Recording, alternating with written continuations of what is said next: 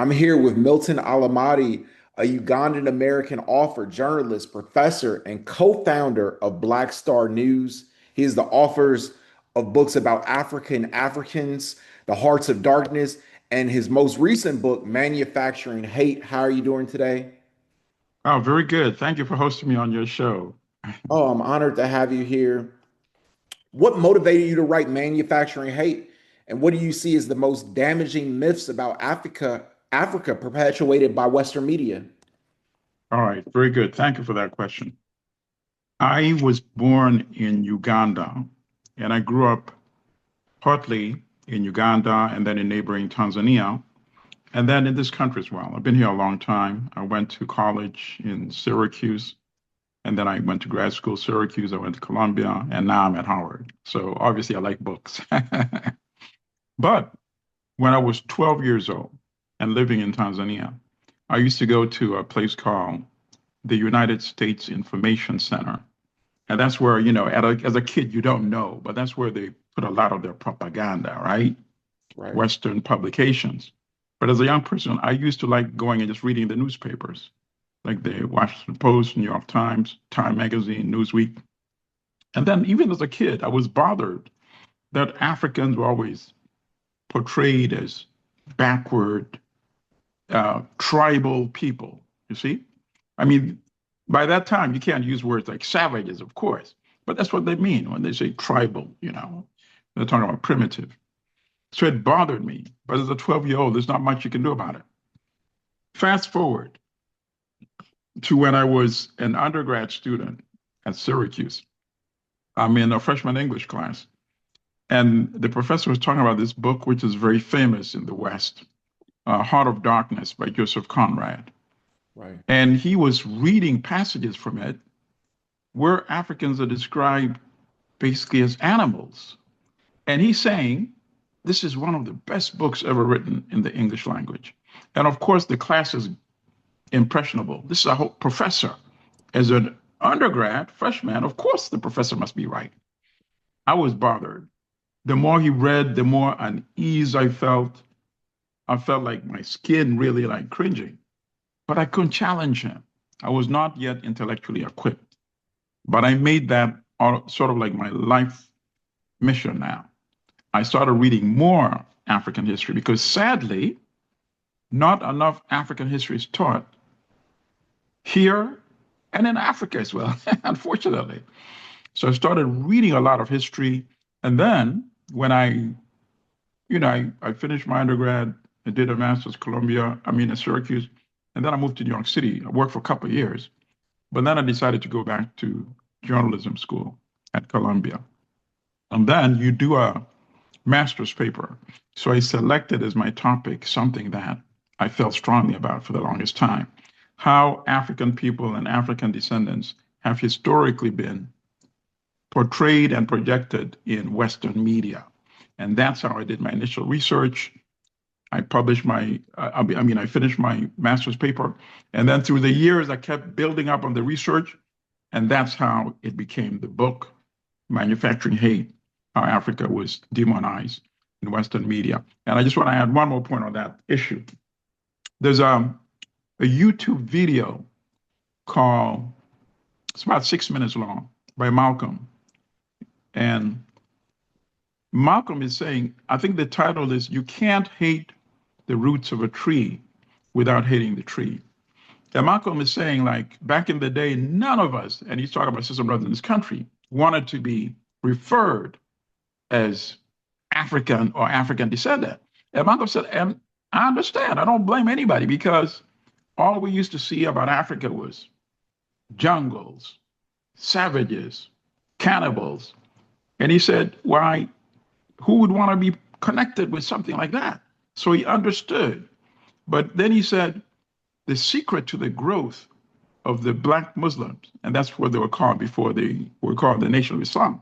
He said the secret to the growth of that movement was that they talked a lot about their African culture and their African history and heritage. And he said, deep down in the back of his mind, sisters and brothers in this country actually had that affinity, unconscious affinity to the continent. And once the nation tapped into that, that's how the movement grew at a very fast rate. You mentioned Conrad's Hearts of Darkness, and that makes me recall when I read Dreams of My Father by Barack Obama. And he has a portion of that book where he's a student at Occidental, and his friends kind of confront him for reading the book. And they're like, "Why are you reading that book?" And he's like, "It is racist, but it's like it's teaching me things about like European people." Absolutely. And that's important. You remember what the late Professor John Henry Clark said? He said, um, Eddie was talking about, and and it's a film actually. It's on YouTube as well. It's called A Great and Mighty Walk.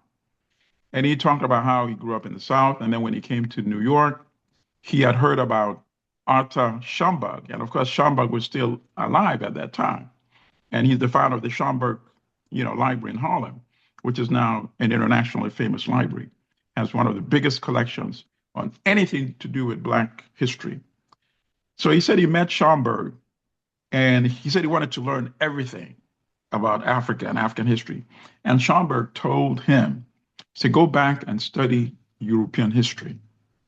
Study everything you can about European history, and then you will understand African history better because you'll understand what they left out in the history. So in that sense, I agree with how Obama responded to that episode. Can you share specific examples how Western media coverage has shaped global perceptions of Africa, and what are the real world consequences of these narratives? Okay, that I like that question. And so my book was published in 2022. Well, first of all, let me go back a little bit. When I wrote the paper itself at Columbia, it won, at the end of the semester, they give out like awards, right? They're about 6 or 7. And then my paper won one of those awards at the end of the school year. And then they have a publication called Columbia Journalism Review, which is widely respected, Right, you know. for sure. And the editors asked me to submit my paper. They said they wanted to publish it, and I gave it to them. And then I waited. One issue came out. I didn't see my my article. The second issue came out. I didn't see it. And now I'm graduating the next month. So I call up the editor. His name was Michael Hoyt. I said, "What's going on with my paper?" I said, "A decision has been made not to publish it." I said, "Wait a minute. You asked me to submit it. And when were you going to tell me?" Then I said, "Okay, I want it back." And then he said something very curious. He said, "Why do you want it back?" I'm like, "What do you mean? You just told me you're not going to publish it. So I want it back." He said, "Well, it's not the same as what you gave us." I said, "Oh, well, I want it back for that specific reason." So back in those days, you know, we were talking history now. You weren't using cell phones. You called from a payphone Mm. from downstairs, and his office is upstairs. He didn't realize I was in the building. So I went straight to his office, and I go straight, and I see him standing behind a stack of papers, and like he's shoving something beneath. And then he sees me and he's startled. He didn't expect me to just show up like that. I said, "I'm here for my paper." Didn't even say hi or whatever. So he goes around his office and then he comes back to that same spot and pulls out what I had seen him hiding. I said, "What is going on?" So I snatch my paper and I walk out. And before I get to the elevator, I said, "Let me read, what's going on here." So in the very beginning of the paper, and because I don't have it in front of me, so I'm paraphrasing, say they wrote something on my behalf and never told me. Well, that's when they were still, so they censored themselves when they were still considering publishing and then decided not to publish. This is what they wrote. I'm paraphrasing. He said, the following essay is not an indictment of the New York Times because I discovered a lot of racist, not only articles by New York Times, but I discovered letters that the reporters they sent to Africa wrote back to the editors here in New York. They were exchanging letters, very racist. So I used some of that in my research. So they said, this is not an indictment of the New York Times, who has published many insightful articles about Africa in the past. But this is just a warning to show how every major news organization can go astray. So I said, darn, these guys are afraid of the New York Times. And that's why they decided not to publish it. So I did them a favor. I sent it to the New York Times so that they know their history of the past. So now let me bring it fast forward to the book. So the book came out in 2022, Manufacturing Hate, and it was doing good as soon as it came out. I'm getting like decent royalty checks every couple of months. And then at some point, it starts dwindling. I'm like, what's going on? And I'm asking, I said, listen, I know the book will sell because before I re-edited it, I had done like a self-published version, a smaller version, just to test it. And everywhere I went, let's say I go with 50 copies, I would sell every copy after I read a little bit from the book. 100 copies, I would run out of books, right? So I'm telling them, organize an event like at a Black church, and I'll help promote it. And bring 200 copies. And whatever does not sell, I will buy it personally, right? Because I know the market. And they're not responding to stuff like that, too. Now, like, wait, something is going on. And then one day, I'm teaching because I was teaching at John Jay at that time as well. So one of my students says, oh, professor, I like your book, but why did they stop publishing the physical copy? I got the digital, but I want a hard copy. I'm like, oh, no, you're wrong. You just don't know how to order it. Bring your computer here, let me show you. He was right. They had stopped printing the physical version, even though it was selling, right? And they hadn't even told me, even though the contract said both physical and digital. So I'm like, wow. So now the same fear that that magazine had decades ago when I was a student, a whole publishers now afraid of selling a book that he published. I think when they published it, they didn't know the impact it would have. I don't have any proof, but to me, it doesn't make sense unless somebody who does not want to be seen as offending the New York Times had something to do with them stopping to promote my book. And then I just stopped communicating with them. I said, I want my copyright back. And they were asking me for thousands of dollars. I said, okay, fine. So they would call me with this, peanuts type, check. They're like, wait a minute, why aren't you cashing your royalty checks? I got a whole stack of them. I never even touched it. I said, I don't want anything to do with you guys. So eventually they realized I wasn't going to budge.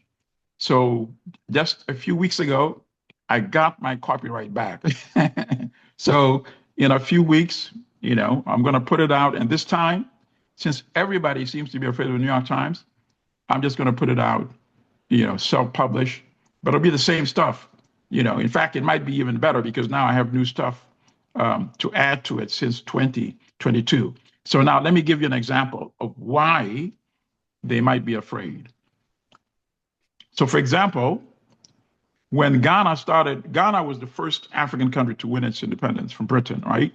1957. So in 1959, the New York Times sent a very famous reporter. His name was Homer Bigart, Bigart. So now a lot of people, when they read my book, they refer to him as Homer Bigot, and I'll explain to you why. So he was supposed to cover how independence is faring in Ghana, and now that new African countries are going to win their independence, they wanted him to go and cover those too, and he did. So he sent a personal letter to the foreign news editor at that time. His name was Emmanuel Friedman. And he wrote, and now I'm excerpting because I don't have it in front of me. He wrote that I cannot get enthusiastic about these so-called emerging republics in Africa. He said Dr. Nkrumah, who was the first prime minister of Ghana, Kwame Nkrumah, is like a Henry Wallace in burnt cork. Henry Wallace was a vice president or vice presidential candidate back in the day in the United States. And he said, I prefer the primitive bush people because, after all, cannibalism is the best antidote to the population explosion that everybody's complaining about. So I found that when I was doing my research in the files of the New York Times. And first of all, let me back up a little. And I found this when I was doing research for the paper, my master's paper, Columbia. They did not know what they had in their archives. Otherwise, they would not have let me do this research. In fact, I didn't know what they had. I had called and said, you know what? I'm writing my paper on not only the New York Times, how Western books, other Western publications, but primarily the New York Times, because it was founded in 1851. So they're writing about Africa go way, way back. So that's why I focus on that. So I said, I would like to speak to some of the reporters you started sending to Africa in the 1950s, 1960s. And then the librarian at the time told me, oh, that's going to be hard because that's before the era of the internet. You can just Google somebody and look at where they're living now, right? So they're living all over the world. Why don't you go to our archives and read their files? Because they have letters to exchange with the editors here in New York. So that would give you an assessment of their views of Africa, right? I guarantee you, she did not know their views. Right, right. So that's one of the examples of the letters that I found. And here's the best part, because initially when I'm reading, I said, darn, maybe this is this one maniacal racist.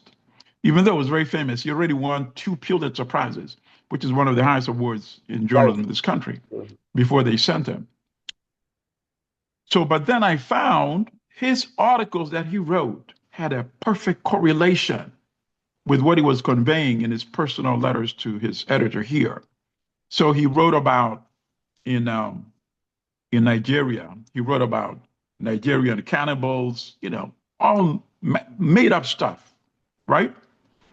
And then I found another letter that he wrote, Homer Bigorn, to Emmanuel Friedman, his editor in New York, saying he was about to write about independence in what was then Belgian Congo, now it's Democratic Republic of Congo. And he said, I'm very disappointed because I could not find pygmies to interview. And Europeans have always like maligned pygmies, making fun of them like it's something funny, right? So he said he was very disappointed he couldn't find them to interview them about what independence meant. By the time his article is published, he's quoting pygmies that he had already said in his personal letter that he never found. And he's saying to pygmies, independence means more beer, more salt, more meat. The most demeaning nonsense just made up. But here's the best part, which shows you the malicious disposition toward Africa, particularly at that time. I found, and this was the best, this was by a reporter named Lloyd Garrison. And he's a descendant of the famous abolitionist, William Lloyd Garrison. So he's a descendant. His name was Lloyd Garrison. And they sent him to cover Nigeria in the 1960s. The New York Times sent him there. And then I found a letter he wrote to his editor saying, wait a minute, who put that description of Nigerians dressed in grass leaf skirts in my article? Think about that. He never wrote it because he never saw anything like that in Nigeria. But editors sitting here in New York just made it out of thin cloth. Completely, you know how the term fake news has become popular? Yeah. That was authentic fake. Because now you have the reporter shocked, saying, who put this in my article? That shows you how malicious they were. They were even making up stuff that was not there because they wanted to perpetuate that negative, stereotypical, backward image of Africa. So, of course, that answer is part of the question that you asked. What has been the impact of that? The impact of that is that because the New York Times has tremendous impact, right? It always has had tremendous impact. People read what they write about certain things, and then they copy it as well. It becomes the gold standard. It sets the standard of coverage. So if the New York Times is saying this is what Africa is, well, lo and behold, it was in the New York Times, right? So, and it explains what Malcolm was saying as well, that, when we read about Africa, that's the kind of negative depiction that we get. And Malcolm was very perceptive. And Malcolm said the people who are putting out that kind of negative, stereotypical projection of Africa were the colonial powers because they wanted to control Africa. So you go and you demonize. Well, if it's that backward, then why are you colonizing it in the first place, right? Right. And they always talk about this nonsense. Oh, we went there to civilize. Nonsense. Don't you civilize your own countries before you go all the way Right. to another continent? And while you're civilizing them, why are you taking their land away? Right. Why are you taking landlords and turning them into paid wage labor for land that belonged to them and now it belongs to you? And part of the legacy is today in 2015 in South Africa, Europeans make up 8% of the population. Guess what? They own 72% of the land. Oh, wow. That is the legacy of colonialism and imperialism, and that's the legacy of the negative demonization. And look at the irony. You have the president of the United States just a couple of weeks ago saying there's a genocide of white people in South Africa. What? They own 72% of the land. They own like 90% of the economy. And this is the final point I want to make. We as African people, wherever we are, whether African descendants in the Caribbean, in the United States, we are very decent and good because we are connected to our humanity. Just reverse the history. Africans going to Europe, kicking Europeans out of their land, committing massacres, taking over their land. You think 30 years after the end, let's say Africans had imposed apartheid in England. You think 30 years after apartheid is supposed to have ended, Africans making up 8% of the population in England and owning 72% of the land? Would that happen? Nonsense. It would not happen. It would not happen. If they survive with their lives, they would be lucky. So you have Europeans still owning the land, still exploiting Africans, and not being attacked or exterminated. You're good to them, and that they're still accusing you of committing genocide in the White House. And that's just pure nonsense, of course, Absolutely. You make some really legitimate points. It makes me think of Liberia and how, like, they've basically taken resources companies like Firestone for years. And recently, President Trump, he insulted the president of Liberia, basically saying, like, that he spoke really great English, Right. even though, like, that is their official language. Of course. But he didn't even know, you see? He doesn't know because, like millions of other Americans, his perception of Africa is that, let me tell you, this is very interesting, actually, and I use in my book. And that's another part that they don't want a lot of people to know about.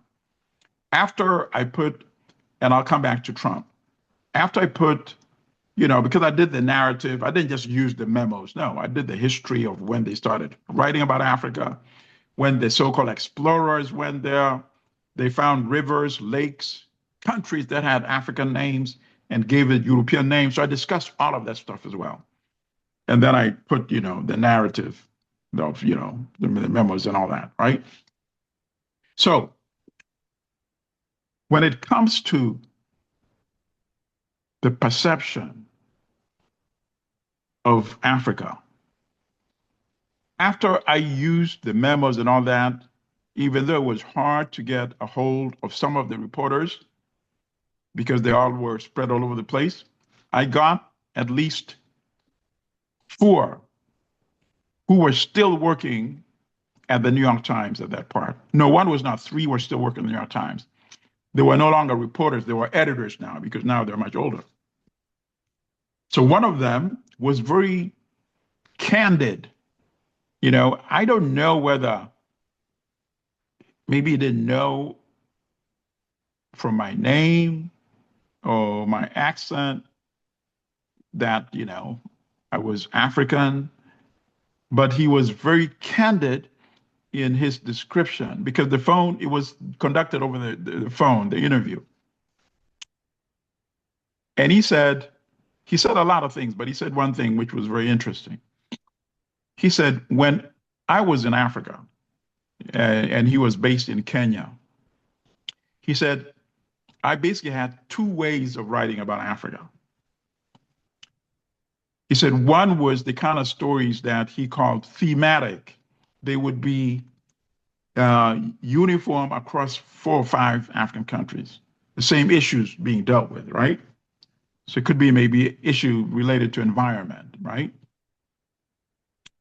And then he said, but while you're writing about that, you can't ignore the fact that you're in a big city like Nairobi with all these, tall buildings. And then you see the Maasai walking around with their traditional robe and all that. He said he liked writing about that as well. He said readers find that kind of story titillating, right? And he said he calls that ooga booga journalism, right? And that's why I say I don't think he knew, or maybe he knew, maybe he just didn't care, right? But he said he calls that ooga booga journalism. I said, what does ooga booga mean? He said, okay, when I was growing up, he used to watch a lot of Tarzan. And when Tarzan spoke to Africans in the jungle, he would speak in, supposed African language. Ooga booga, ooga booga. He said that's what he called ooga booga journalism. So at least he was very candid in his sharing his perspective of Africa. And I bring that up to say Trump is in the same situation, right?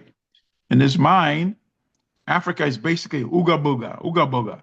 And then you see an African president speaking English like that. He goes, whoa, wait a minute, what's going on here? This doesn't sound like ooga booga to me, right? In your experience, how receptive have mainstream media organizations such as the New York Times been to criticism about their coverage of Africa? And have you seen any meaningful change over the years? Right. And the answer to that is actually yes. I've seen meaningful change over the years.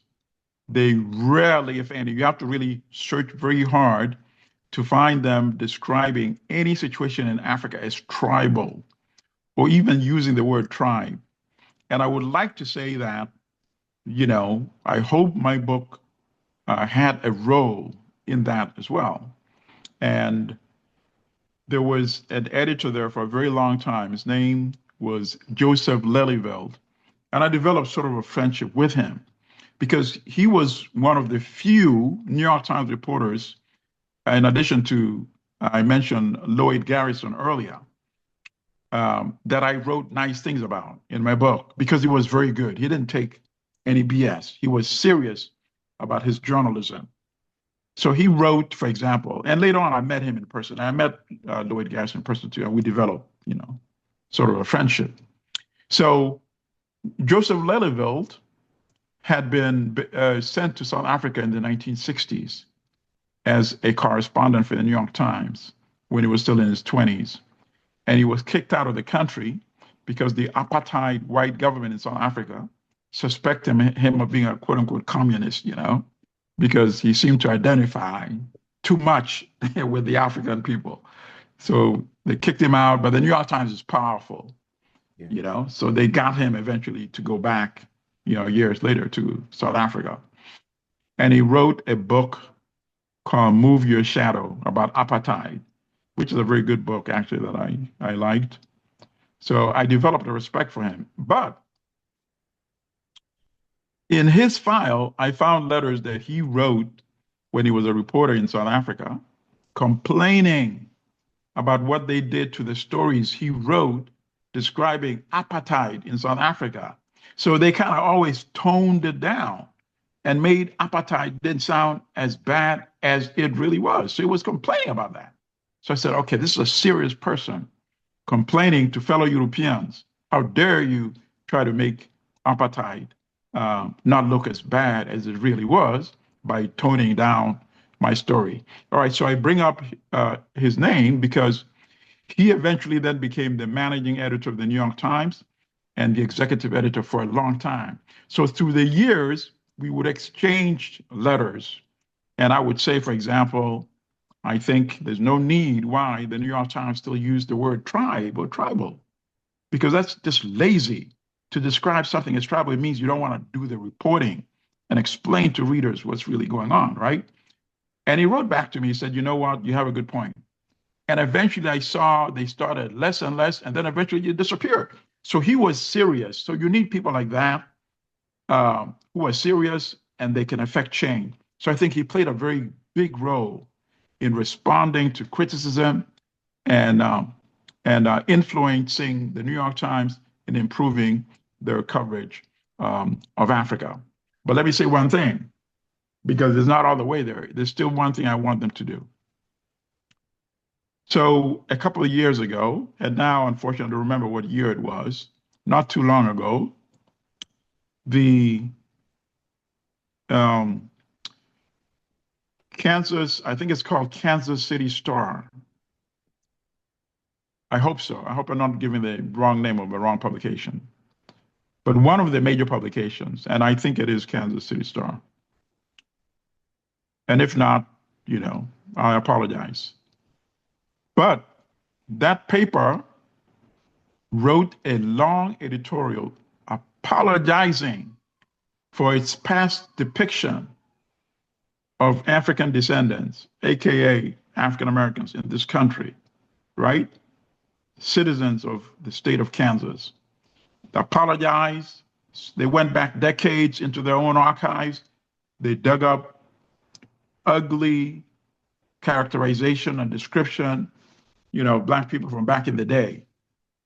They say, we apologize for our coverage and we promise to do better. Okay, here's the interesting thing. The New York Times wrote a long commentary on that publication apologizing for their past depiction of Black people. It's okay. Well, you got your own dirty laundry. Right. So I wrote to them, to the publisher. I said, okay, that was good. I think this would be the appropriate time for you to own up about your past as well, as I documented.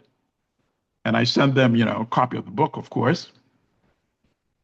Never heard back. So that's still one hurdle that I think they owe an apology to Africa, to Africans, and to African descendants all over the world. Because that kind of depiction, it had consequences in real life. Because this is a publication that has millions in circulation, and it therefore influences the attitude of people toward the many things they read about, including Africa and Africans, and African descendants, by the way. Yeah, it was the Kansas City Star. I remember reading that. And Yes. So that is. you have a upcoming novel, The United States of Africa, which envisions a future where Africa is united Yes, and globally dominant, flipping historical absolutely. power dynamics. Can you talk a little bit about it?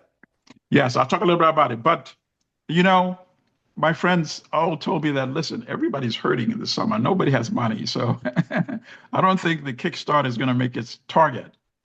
And of course, I had the same artist because I did a Kickstarter on a book called Adwa, Empress Taitu and Emperor Menelik in Love and War. And it's one of my favorite real stories from history. Ethiopia was the only African country not to be colonized. because when Italy invaded to come and take over, the Ethiopians met them on the battlefield, Italy, and defeated Italy at the Great Battle of Adwa, March 1, 1896. And what I loved about that battle was that they destroyed the Italian army. They killed like 3,000 soldiers. They captured 3,000 soldiers. The commander in chief, General Baratieri, who had promised to take the emperor, Menelik, back to Rome in a cage, he ran away from the battlefield. And I don't blame him because two of his generals were killed. One was captured.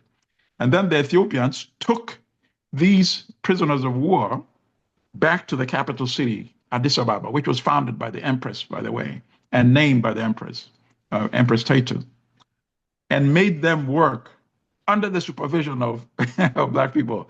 Yeah, so they reversed the tables and had them working for many months until Italy paid reparations, millions of lira, and then shipped them back. And the best thing I like about that book, about that actually real story in real history, was that the Empress herself was on the battlefield in the front lines. So this is a movie waiting to be made. She was commanding 6,000 men under her command, fighting alongside her husband, the emperor. So that one was a successful Kickstarter. We raised 17K and we did the book and we put out beautiful illustration, all hand drawn.